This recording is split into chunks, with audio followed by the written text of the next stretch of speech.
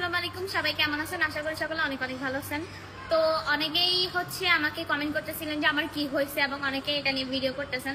তো আসলে আমি আপনাদেরকে খুলে বলি আমার সাথে কি হয়েছে।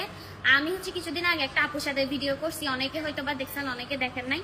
তো আপুর সাথে ভিডিও করছি এবং তখন অনেক বাতাস ছিল আর ভিডিওটা স্লো মোশনে করা হয় এবং ওই কারণে আমার এক সাইডে ওনাটা সরে যায় এবং ওটা আমি দেখার পরে সাথে সাথে আপুকে ডিলিট করে দিতে বলে এবং ভিডিওটা ডিলিট করে দেওয়া হয়।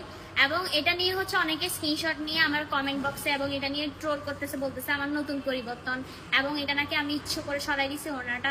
তো যদি আমার ইচ্ছে করে ওনাটা সরানোর কথা থাকতো তাহলে আমি এখন ওনা নিয়ে আপনাদের সামনে ভিডিও করতাম না এবং আমি শুরুতেই ওনা ছাড়াই ভিডিও করতাম।